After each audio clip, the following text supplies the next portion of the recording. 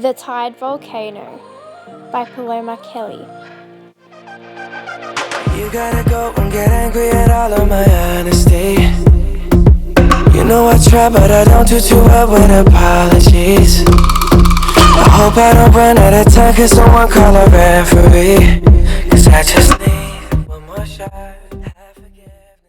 The Teide Volcano is located in Tenerife, in the Canary Islands in Spain.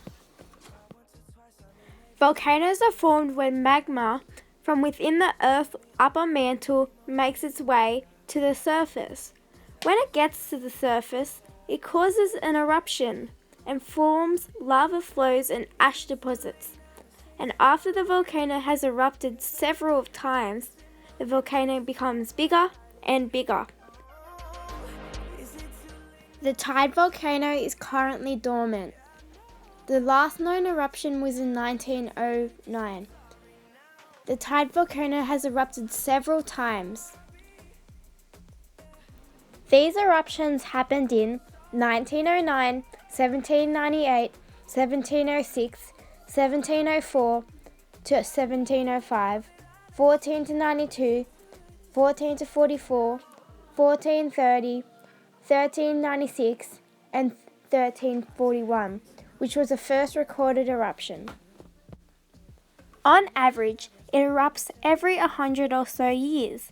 This proves that the volcano has potential of eruption soon. Because the volcano is currently dormant and it hasn't been active for over 100 years, I would say its current condition would be good.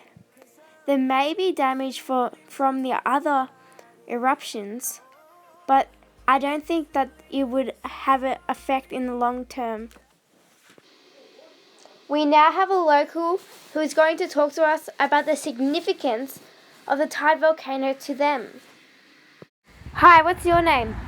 My name is Sandra. And why do you think the Teide Volcano is so popular? I think because it is the highest point in Spain and because of the athleticism value. Not only is the volcano but the island itself, which makes the trip to Teide Volcano worthwhile.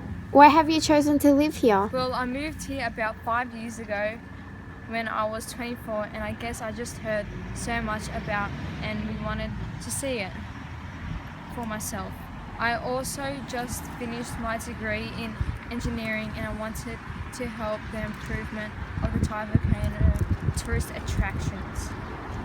Well, thanks for coming in. Now we have Maya, who will be talking to us about the significance of the Teide Volcano to her and her family, the indigenous people of the land. Hello.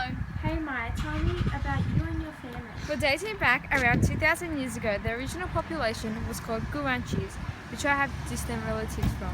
And did the Guanches ever interact with the volcano? There was evidence found on the mountain of possible interaction. It is not definite.